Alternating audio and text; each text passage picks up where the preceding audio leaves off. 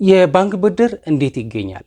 ብዙዎች ቢዝነስ ለማስፋፋትም ሆነ ቢዝነስ ለመጀመር ብድር ፈልገው ዋስትና ወይም ደግሞ ኮላተራል ስለያዙ ብቻ ብድር የሚያገኙ ይመስላቸዋል። ነገር ግን ያ ፍጹም የተሳሳተ ነው። ዛሬ በዚህ ቪዲዮ የባንክ ብድር ለማግኘት የሚረዱ 4 ወሳኝ ስቴፖች በዚህ ቪዲዮ ነግራችኋለሁ። ቪዲዮውን እስከ መጨረሻ ተከታተሉ። አንድ ሰው ብድር ሲፈልግ እነዚህ 4 ነገሮች ማሟላት አለበት። አንደኛ፣ የብድሩ ዓላማ መለየትና ትክክለኛ ባንክን መምረጥ። ያ ማለት ምን ማለት ነው? የብድሩ ዓላማ ለምንድን ነው? ለንግድ ማስፋፊያ ነው? ለግብርና ነው? ለማኑፋክቸሪንግ ነው?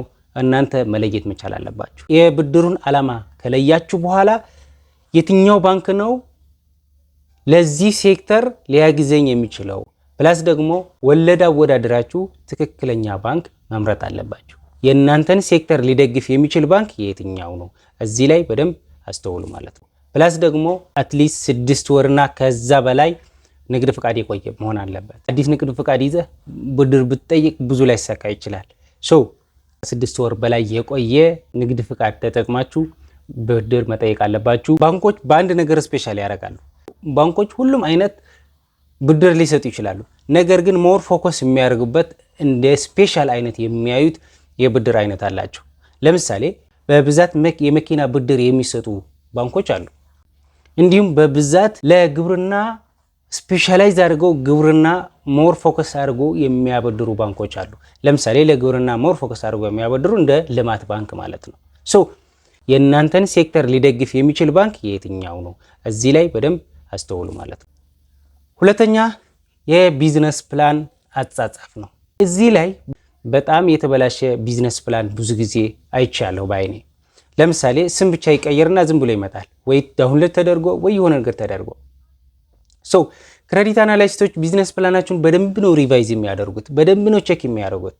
ለምሳሌ አንድ ምግብ ቤት አመና ጥብስ በ100 ብር ከነበረ ዘንድሮም በ100 ብር አድርጎ ያስበዋል። ቢዝነስ ፕላን አሁን ባለው ገበያ መሰረት በትክክል ተጠንቶ ትርፉም በጣም የተጋነነ ትርፍ ሳይሆን ታገኙት የምትችሉት ትርፍ ተቀምጦ ኮስታችሁ ምን ያህል ውጭ እንዳላችሁ፣ ምን ያህል ልትሸጡ እንደምትችሉ፣ ምን ያህል ልታተርፉ እንደምትችሉ ጄኒሊ አሁን ካለው የገበያ ዋጋ መጣጣም አለበት። በጣም የተጋነነ ትርፍ፣ የተጋነነ ሽያጭ፣ የተጋነነ እዚህ ላይ በጣም ጥንቃቄ አድርጉ። ሌሎች ነገሮች አሟልታችሁ የቢዝነስ ፕላን ኦልሬዲ ትክክለኛ ካልሆነ እናንተ ላይሳካላችሁ ይችላል። ያኔ ክሬዲት አናሊስቲም ሪጀክት ሊያደርገው ይችላል ማለት ነው።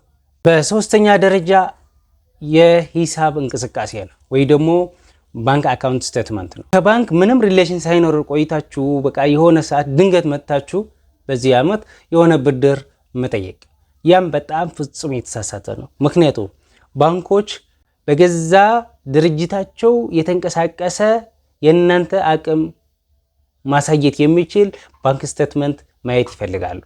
የት? በራሳቸው ባንክ ማለት ነው። ፕራዮሪቲ ይሰጣል። ለምሳሌ ከአንድ የግል ባንክ ለመበደር ትራንዛክሽናችሁ ከንግድ ባንክ የምታመጡ ከሆነ ሞር ፕራዮሪቲ የሚሰጠው የአንድ የግል ባንክ የራሱ የሆነ የተሻለ እንቅስቃሴ የሚያደርግ ደንበኛ ካለ ቅድሚያ የሚሰጠው ለራሱ ደንበኛ ነው። የእናንተ አቅም መገለጫ ብቻ ሳይሆን ከባንኩ ጋር ምንም አይነት ሪሌሽንሽፕ ሳይኖራችሁ፣ ሪሌሽንሽፕ የሚፈጠረው ደግሞ ምን ብያቻለሁ? በእንቅስቃሴ ነው። ያ ሳይኖር ኮላተራል ስላላችሁ ብቻ ወይ ዋስትና ምናምን ስላላችሁ ብቻ ብድር እናገኛለን ብላችሁ የምትሄዱ ከሆነ እዛ ላይም ያዝ ልትደረጉ ትችላላችሁ። በተለይ በዚህ ሰዓት የባንኮች ብድር ሊሚቴሽን ባለበት ጊዜ እንደዚህ አይነት ትንሽ እንከን ካገኙ ባንኮች ሪጀክት ለማድረግ ወደ ኋላ አይሉ። ስለዚህ ስንሱን ነገር በደንብ ሊታሰብበት ይገባል። በአራተኛ ደረጃ ኮላተራል ወይም ደግሞ ዋስትና በሚመለከት አንድ ነገር ላንሳ። እዚህ ላይ ምንድን ነው አንድ ሰው ኮላተራል ስላለው ብቻ ንግድ ፍቃድ ሳይኖረው ኮላተራል ስላለው ብቻ ብድር የሚጠይቅበት አጋጣሚ አለ። ያ በጣም ስህተት ነው። ምክንያቱም ባንኩ ኮላተራል ለመውረስ አይደለም የሚያበድራችሁ። የምታስይዙትን ኮላተራል ሽጦ ብድሩን ለማስመለስ አይደለም የሚያበድራችሁ። ባንኩ የሚያበድራችሁ በራሳችሁ አቅም ሰርታችሁ ኮላተራሉ ሳይሸጥ ወይ ልትመልሱት የምትችሉ ብድር ነው የሚሰጣችሁ።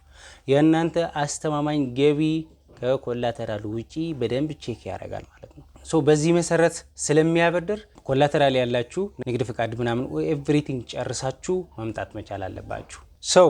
እነዚህ 4 ስቴፖች በትክክል ካሟላችሁ የባንክ ብድር የማታገኙበት አጋጣሚ ምንም የለም። እናንተስ ብድር ጠይቃችሁ ያጋጠማችሁ ነገር ካለ እስኪ ኮሜንት ላይ ያጋሩኝ። በሌላ ቀን እንመለስበታለን። አብራችን ስለቆያችሁ ከልብ አመሰግናለሁ። በቀጣይ በሌላ ርዕስ እስክንገናኝ በሰላም ቆዩ። አመሰግናለሁ።